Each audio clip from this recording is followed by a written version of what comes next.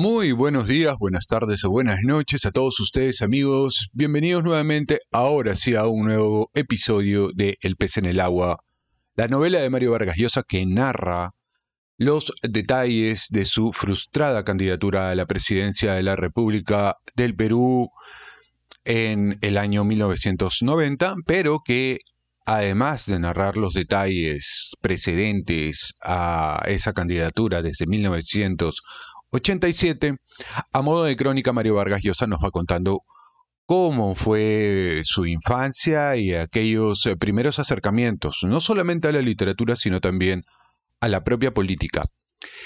En estos días, ayer específicamente hablando, los pude llevar, por lo menos de manera visual, a un pequeño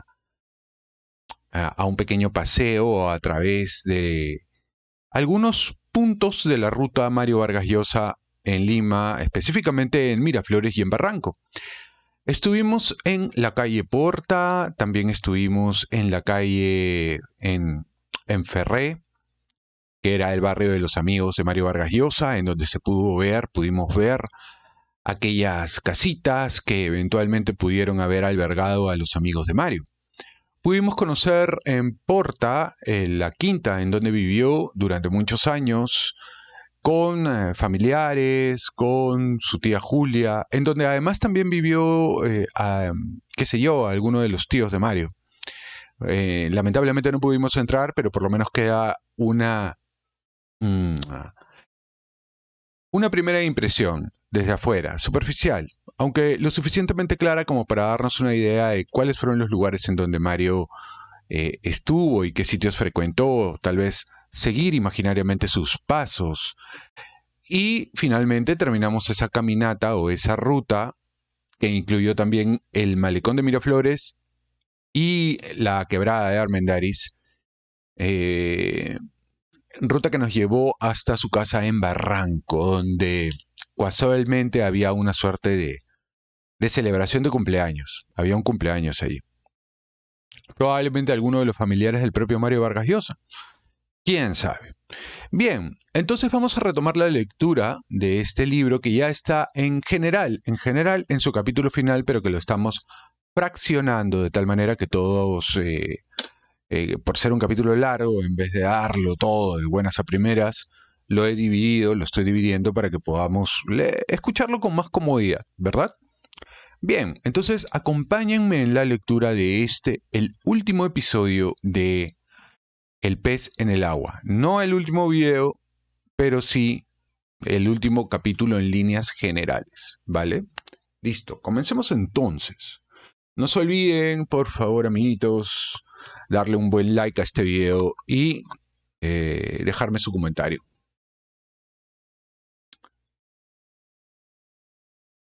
Ahora bien, paralelos y recíprocos a estos sentimientos y complejos, existen los prejuicios y rencores de las otras etnias o grupos sociales hacia el blanco y entre sí, superponiéndose y cruzándose con ellos las actitudes despectivas conspiradas en lealtades geográficas y locales.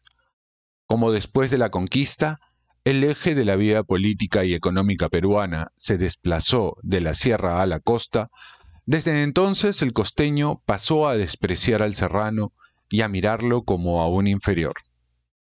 Pie de página, recordemos que estamos en medio de la campaña electoral de la segunda vuelta en el Perú y se están presentando serísimos casos de racismo.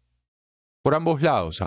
Por ambos lados. Entonces, acá Mario Vargas Llosa está haciendo un análisis de ese tipo de fenómeno en el Perú, aunque yo diría una cosa, a diferencia del racismo que hay en sociedades anglosajonas, Estados Unidos, Inglaterra, Australia, Sudáfrica, si bien es cierto acá hay expresiones racistas en el Perú, nunca ha habido una política del tipo apartheid.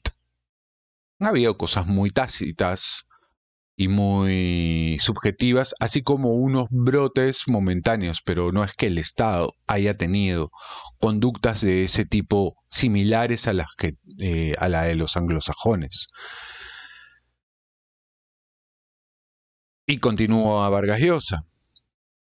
No es exagerado decir que si se radiografía de manera profunda a la sociedad peruana, apartando aquellas formas que los encubren y que son tan arraigadas en casi todos los habitantes de ese país antiguo que somos, la antigüedad es siempre forma y ritual, es decir, disimulo y ficción, lo que aparece es una verdadera caldera de odios, resentimientos y prejuicios en que el blanco desprecia al indio y al negro, el indio al negro y al blanco, y el negro al blanco y al indio, y donde cada peruano, desde su pequeño segmento social, étnico y racial y económico, se afirma a sí mismo despreciando al que cree debajo y volcando su rencor envidioso hacia el que siente arriba de él. Esto que ocurre más o menos en todos los países de América Latina, de distintas razas y culturas, está agravado en el Perú porque, a diferencia de México o de Paraguay, por ejemplo, el mestizaje entre nosotros ha sido lento y las diferencias sociales y económicas se han mantenido por encima del promedio continental. La gran niveladora social, la clase media, que hasta mediados de los 50 había venido creciendo, pasó luego a estancarse en los 60 y desde entonces había venido adelgazándose. En 1990 era muy pequeña e incapaz de amortiguar la tremenda tirantez entre la cúspide económica, conformada en su inmensa mayoría por blancos, y los millones de peruanos oscuros, pobres, pobrísimos y miserables. Aquellas tensiones y divisiones subterráneas se agravaron en el Perú desde la dictadura de Velasco, la que usó el prejuicio racial y el resentimiento étnico de manera bastante explícita en sus campañas propagandísticas para fabricarse una cara popular, el régimen de los peruanos, cholos e indios. No lo consiguió, pues no llegó nunca a tener mucho arraigo entre los sectores más desfavorecidos, ni siquiera en los momentos en que llevaba a cabo reformas populistas que despertaron expectativas en este sector, las nacionalizaciones de haciendas y empresas y la estatización del petróleo. Pero algo de aquel contencioso hasta entonces más o menos reprimido salió a flote y comenzó a gravitar de manera más visible que antaño en la vida pública y crisparse y agravarse a medida que, en gran parte por aquellas equivocadas reformas, el Perú se empobrecía y atrasaba y aumentaban los desequilibrios económicos entre los peruanos. En abril y mayo de 1990 todo aquello interrumpió como un torrente de lodo en la contienda electoral. Fueron algunos de mis partidarios, ya lo he dicho, los primeros en incurrir en abiertas actitudes racistas, lo que me obligó la noche del 10 de abril a recordar que Fujimori era tan peruano como yo. Cuando éste, a la mañana siguiente, en su inesperada visita, me agradeció haberlo hecho, le dije que debíamos tratar de que el tema racial desapareciera de la campaña, pues era explosivo en un país con las violencias del Perú. Me aseguró que así lo creía también, pero en las semanas siguientes recurriría a él, y con provecho. Como al reiniciar la campaña todavía se señalaban incidentes en que asiáticos eran objeto de vejaciones o insultos, en la segunda mitad de abril hice muchos gestos de acercamiento y solidaridad con la comunidad Nisei. Me reuní con dirigentes de ella en el Movimiento Libertad, el 20 y el 25 de abril, y convoqué a la prensa en ambas ocasiones para condenar toda discriminación en un país que tenía la suerte de ser una encrucijada de razas y culturas.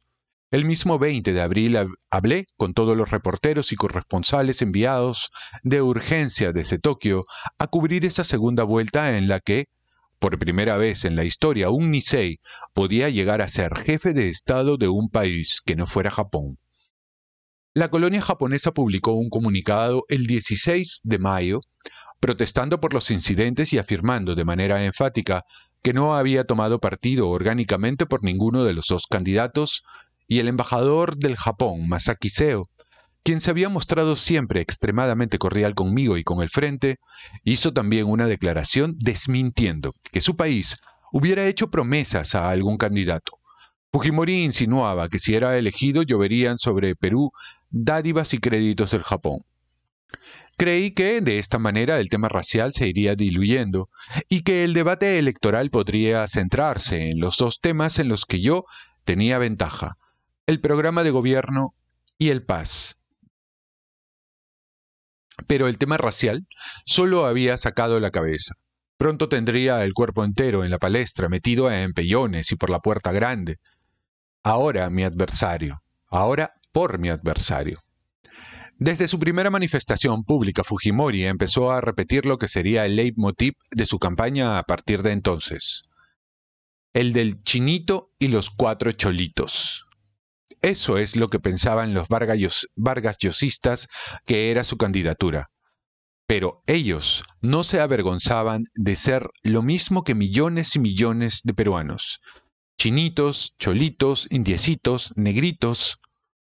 ¿Era justo que el Perú fuera solo de los blanquitos? El Perú era de los chinitos como él y de los cholitos como su primer vicepresidente.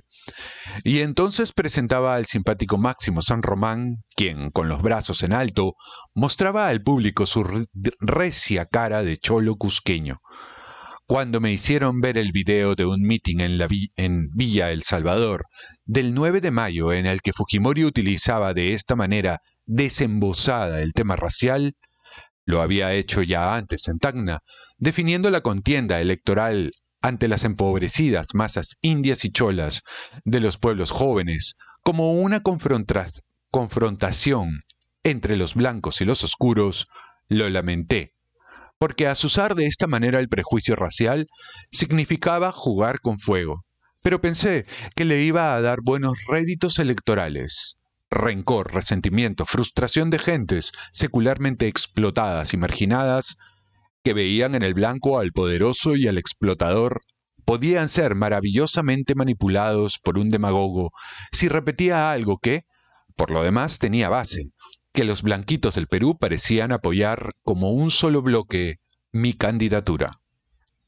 De esta manera el asunto racial ocupó un espacio central en la campaña. A mis propios partidarios aquella operación racista llegaba a descolocarlos y a hacerlos vivir momentos muy incómodos.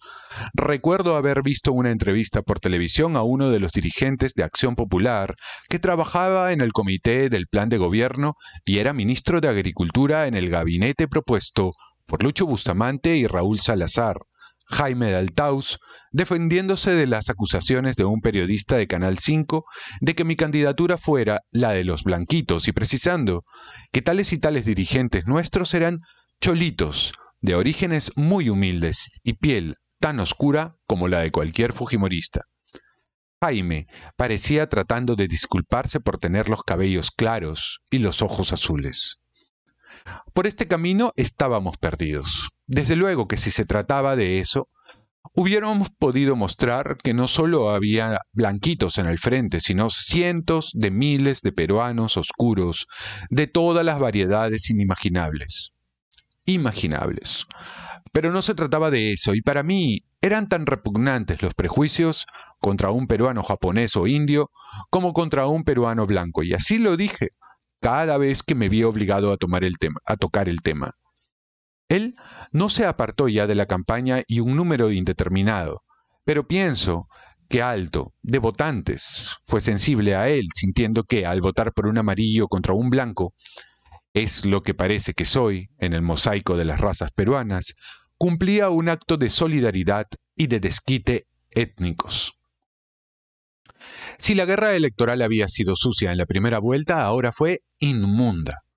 Gracias a informaciones espontáneas que nos llegaban de distintas fuentes y a averiguaciones hechas por la propia gente del Frente Democrático o por los periodistas y medios que apoyaban mi candidatura, como los diarios Expreso, El Comercio, Ojo, el Canal 4, la revista Oiga y sobre todo el programa televisivo de César Hildebrandt en persona, el misterio en torno al ingeniero Fujimori comenzaba a disiparse. Surgía una realidad bastante diferente de esa mitológica, con que lo habían revestido los medios de comunicación controlados por el APRA y la izquierda. Por lo pronto, el candidato de los pobres no era nada pobre y disfrutaba de un patrimonio considerablemente más sólido que el mío, a juzgar por las decenas de casas y edificios que poseía, había comprado, vendido y revendido en los últimos años en distintos barrios de Lima, subvaluando sus precios en el registro de la propiedad para reducir el pago de impuestos, como mostró el diputado independiente Fernando Olivera, quien había hecho de la lucha por la moralización el caballo de batalla de toda su gestión, y quien, con este motivo, presentó una denuncia penal contra el candidato de Cambio 90 ante la 32ª Fiscalía por delito de defraudación tributaria y contra la fe pública, que naturalmente no prosperó. De otro lado, se descubrió que Fujimori era propietario de un fundo agrícola de 12 hectáreas, Pampa Bonita, que le había cedido gratis el gobierno aprista en unas tierras privilegiadas, las de Sayán, en las cercanías norteñas de Lima, esgrimiendo, para justificar aquella cesión, un dispositivo de la Ley de Reforma Agraria sobre el reparto gratuito de tierras a los campesinos pobres. ¿No era este su único vínculo con el gobierno aprista? No era este su único vínculo con el gobierno aprista. Fujimori había tenido durante un año un programa semanal en el Canal del Estado, concedido por órdenes del presidente García. Había presidido una comisión gubernamental sobre temas ecológicos, asesorando al candidato aprista en la campaña del 85 sobre el tema agrario, y el APRA había utilizado a menudo sus servicios para distintas funciones. Por ejemplo, el presidente García lo envió como delegado del gobierno a una convención regional en el departamento de San Martín. Si no militante aprista, el ingeniero Fujimori había recibido encomiendas y privilegios del gobierno aprista solo concedibles a alguien de confianza. Sus alegatos en contra de los partidos tradicionales y su empeño en presentarse como alguien impoluto en los trajines políticos era una pose electoral. Todo esto salía a la prensa afín a nosotros, pero quien batió el récord de las revelaciones fue César Hildebrand en su programa En Persona de los domingos. Magnífico periodista, sabueso tenaz, investigador acucioso e incansable, bastante más culto que el promedio de sus colegas y valiente hasta la temeridad, Hildebrand es también un hombre de carácter dificilísimo, susceptible y atrabiliario, cuya independencia le ha granjeado múltiples enemistades y toda clase de querellas con los dueños o directores de las revistas, periódicos y canales en los que le ha tocado trabajar, con todos los cuales rompió, aunque a menudo amistó luego para volver indefectiblemente a romper, cada vez que sentía su libertad recortada o en peligro. Esta manera de ser le ha ganado muchos enemigos, desde luego, y al final de cuentas, hasta el tener que marcharse del Perú. Pero también un prestigio y una garantía de independencia y una solvencia moral para opinar y criticar que ningún programa periodístico tuvo antes, ni me temo volverá a tener por mucho tiempo en el Perú. Aunque amigo y bastante próximo a algunos sectores de la izquierda, a los que siempre dio tribuna en sus programas, Hildebrand mostró a lo largo de la campaña de la primera vuelta una clara simpatía por mi candidatura, sin que ello le impidiera, desde luego, criticarnos, a mí y a mis colaboradores cuando lo creía necesario. Pero en la segunda vuelta, Hildebrand asumió como un deber moral hacer cuanto estuviera a su alcance para impedir lo que él llamaba el salto en el vacío, pues le parecía que un triunfo de alguien que a la improvisación aliaba la picardía y la falta de escrúpulos, podía ser como el puntillazo para un país al que la política en los últimos años había dejado en ruinas y más dividido y violento que nunca en su historia. En Persona, multiplicó cada domingo los testimonios y las denuncias más severas sobre los negocios personales, limpios o dudosos de Fujimori, sus vínculos encubiertos con Alan García y el carácter autoritario y manipulador de que había dado muestras durante su gestión en el rectorado de la Universidad Agraria La Molina. Muchos colegas de Fujimori en este centro de estudios se movilizaron, también temerosos de que fuera elegido. 2 delegaciones de profesores y empleados de la Universidad Agraria vinieron a verme, el 19 de mayo y el 4 de junio, en acto público de apoyo encabezados por el nuevo rector, Alfonso Flores Mere. Tuve entonces la ocasión de volver a ver a un amigo de infancia, Baldomero Cáceres, profesor en ese centro de estudios y ahora empeñoso defensor del cultivo de la hoja de coca por razones históricas y étnicas. Y en esos encuentros los profesores molineros abundaron en razones que algunos de ellos hicieron públicas en el programa de Hildebrandt sobre los riesgos en los que podía incurrir el país llevando a la presidencia a alguien que, como rector de esa universidad, había mostrado un temperamento autoritario. ¿Se desencantaría de Fujimori con esta campaña de revelaciones esos peruanos humildes que en la primera vuelta habían votado por él, identificándose con su imagen de persona independiente, pobre, pura y racialmente discriminada? David, que se enfrentaba al Goliat de los millonarios y blancos prepotentes. Indicios de que no iba a ser así, y de que por mucho que se le pesara a Chirino Soto o al presidente Belaúnde, los peruanos humildes no tenían el menor reparo en sentirse más identificados con un compatriota de primera generación que con otro de siglos de raigambre en el Perú.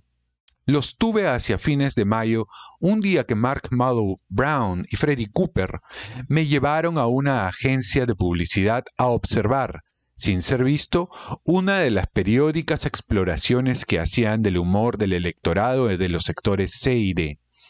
Faltaban 2 o 3 semanas para las elecciones y yo llevaba ya más de un mes recorriendo los pueblos jóvenes de la capital, inaugurando centenares de obras del programa de apoyo social. A juzgar por lo que vi y oí en aquella ocasión, el esfuerzo no había dado el menor fruto. Las personas convocadas, unas 12, eran mujeres y hombres escogidos entre los más pobres de las barriadas de Lima. Dirigía la sesión una señora que, con una desenvoltura que revelaba larga práctica, hacía hablar como cotorras a los entrevistados. La identificación de estos con Fujimori era total, y puedo usar la expresión irracional. No daban importancia alguna a las denuncias sobre sus negocios inmobiliarios y su fondo, y más bien las celebraban como algo en su activo. Es un gran pendejo, pues, afirmó uno, abriendo los ojos llenos de admiración. Otro confesó que, si se demostraba que Fujimori era un instrumento de Alan García, se sentiría inquieto, pero aclaró que aún así votarían por él. Cuando la gran maestra de ceremonias preguntó qué los impresionaba más en el programa de Fujimori, la única que atinó a dar una respuesta fue la señora embarazada. Los demás se miraban con sorpresa, como si les hablaran de algo incomprensible. Aquella mencionó que el chinito daría $5,000 a todos los estudiantes que se graduaran para que pusieran un negocio propio. Cuando les preguntaron por qué no votarían por mí, se los notaba desconcertados de tener que dar una explicación sobre algo en lo que no habían pensado. Por fin alguien mencionó los cargos más frecuentes que nos hacían: el shock y la educación de los pobres. Pero la respuesta que pareció resumir mejor el sentimiento de todos fue: con ese están los ricos, ¿no? En medio de la guerra sucia, hubo también episodios de comicidad patafísica. ¿Era parafísica? Bueno. Se llevó la palma una información aparecida el 30 de mayo en el diario aprista Hoy. Aseguraba transcribir textualmente un informe secreto de la CIA sobre la campaña electoral en la que se me atacaba con argumentos que se parecían mucho a los de la izquierda aborigen. Por mi simpatía hacia Estados Unidos y mis críticas a Cuba y a los regímenes comunistas, yo, de llegar al poder, podía crear una peligrosa polarización en el país y azuzar los sentimientos antinorteamericanos. Estados Unidos no debía apoyar mi candidatura, pues era inconveniente para los intereses de Washington en la región. Apenas eché un vistazo al artículo presentado con un titular escandaloso: soberbia y obstinación de Mario Vargas Llosa teme Estados Unidos, dando por supuesto que era uno de los embustes que fraguaba la prensa gobiernista. ¿Cuál no sería mi sorpresa cuando el 4 de junio el embajador de Estados Unidos vino a darme incómodas explicaciones sobre aquel texto? ¿Entonces no era fraguado? El embajador Anthony Quinton me confesó que era auténtico. Se trataba de la opinión de la CIA, no de la embajada ni del Departamento de Estados Unidos, y venía a decírmelo. Le comenté que lo bueno de esto era que los comunistas ya no podrían acusarme de ser un agente de la celebérrima organización. No tuve muchos contactos con la administración de Estados Unidos durante la campaña. La información en ese país sobre lo que yo proponía era abundante y daba por hecho que, tanto en el Departamento de Estado como en la Casa Blanca y en los organismos políticos y económicos relacionados con América Latina, habría simpatía hacia quien defendía un modelo de sociedad democrática liberal y una estrecha solidaridad con los países occidentales. Los contactos con los organismos financieros y económicos en Washington, el Banco Mundial, el Fondo Monetario Internacional, el Banco Interamericano de Desarrollo, en los que el gobierno norteamericano tenía influencia decisiva, los llevaban Raúl Salazar y Lucho Bustamante y sus colaboradores, y ellos me tenían al tanto de lo que parecía un buen entendimiento.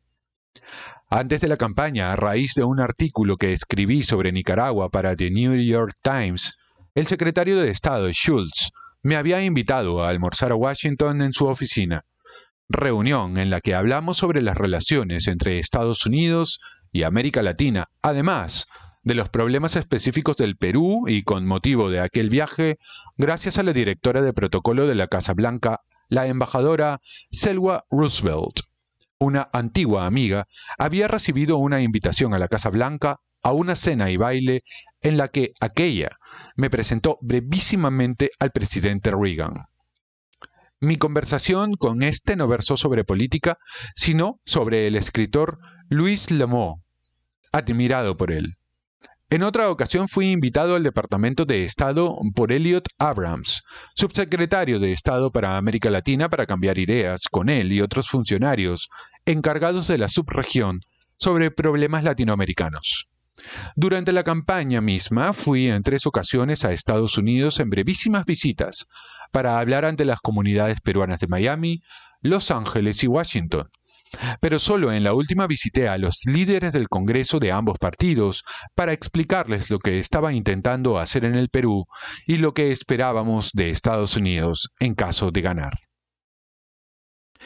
El senador Edward Kennedy, quien no estaba en ese momento en la capital, me llamó por teléfono para hacerme saber que seguía de cerca mi campaña y que me deseaba éxito. Esa fue toda mi relación con Estados Unidos en esos 3 años. El Frente no recibió un centavo de ayuda económica de instancia alguna norteamericana, donde, como revelaba aquel documento de la CIA, había incluso agencias que, por defender de manera demasiado explícita la democracia liberal, pensaban que yo era un peligro para los intereses de Estados Unidos en el hemisferio. Muy bien, vamos a dejar acá este capítulo y vamos a hacer un breve comentario al respecto. Mario Vargas Llosa comenta que todo este problema en torno a las diferencias raciales que se mantienen en el Perú afectaron de manera grave su candidatura, de manera muy fuerte, de manera muy poderosa.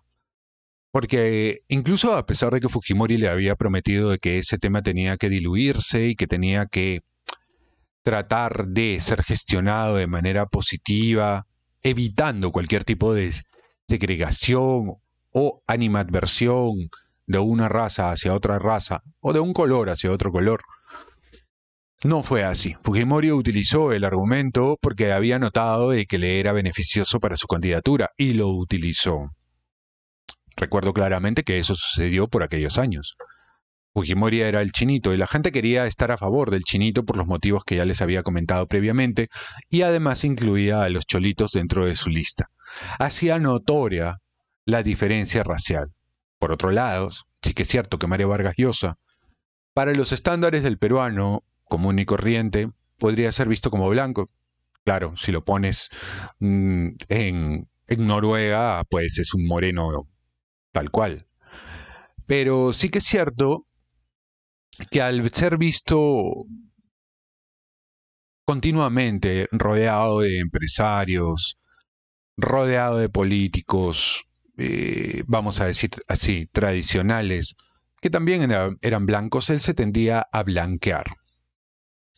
por otro lado, también es cierto, y esta es una interpretación personal, creo de que Mario Vargas Llosa, al ser una persona tan culta, al ser una persona que pertenecía a una élite o a un círculo cultural muy específico, tiende o tendía a ser muy académico, muy profesoral. Y eso no se condice tanto con el estilo y el modo de lenguaje de la mayoría de los peruanos, del pueblo sobre todo. Eso sentaba una suerte de distanciamiento entre la gente y él. Y perdía, yo creo, frente a algunas personas o algunas actitudes que podían ser incluso más populares o ser vistas como más empáticas de parte de la población, aun cuando el propio Fujimori era un profesor universitario y no necesariamente tenía esas dotes de campechano o de qué sé yo. La gente simplemente se identificó con él. Ahora, aquí ocurre un poco como lo del enamoramiento. Cuando uno se enamora no entiende razones, o cuando uno se ilusiona de manera brutal, no entiende de razones. Y lo mismo ocurre en las elecciones. En todo tipo de elecciones predomina el componente emocional, como les había comentado en algún momento. Incluso en las elecciones de los países más desarrollados, en donde la gente tiene niveles de educación más altos, no se puede soslayar en esos casos los componentes emocionales. Pero en una población del carácter del peruano, en donde tendemos a ser muy emotivos y muy emocionales, pensar que alguien va a votar por razones, pensar que alguien va a analizar las propuestas políticas, va a hacer sumas y restas en los planteamientos programáticos de los distintos países, de los distintos partidos, es bastante iluso. Entonces, Mario Vargas Llosa, en ese focus group, en donde la gente hablaba con libertad con relación a los dos candidatos, se pudo dar cuenta de ese tipo de diferencias que existían. Muy bien, y en torno a su relacionamiento con los Estados Unidos es un país muy complejo, muy corporativista en términos de que los diferentes estamentos del país tienen opiniones en algunos casos no iguales. El FBI puede estar en contra de la CIA en muchas ocasiones. USAID puede tener una opinión diferente a la de la CIA o el FBI. Lo mismo el Departamento de Estado de los Estados Unidos puede tener una opinión. Y el Congreso de los Estados Unidos puede tener una opinión distinta a la del propio gobierno. Entonces, es un poco complejo decir Estados Unidos te está apoyando porque no es muy claro eso, ¿no? A quién realmente le interesa. Sí es cierto que lógicamente a cualquier potencia no le interesaría, por ejemplo, la unión de naciones del sur de América en una sola gran nación. No le interesaría, obviamente. Eso sería perjudicial y en algunos casos eso explica por qué ocurrió la independencia, entre comillas, de los países hacia 1820, a partir de 1820, 1821 en el caso del Perú, porque había una gran nación que podía poner en peligro a los Estados Unidos en aquella época. Que es más, habitaba parte de los Estados Unidos.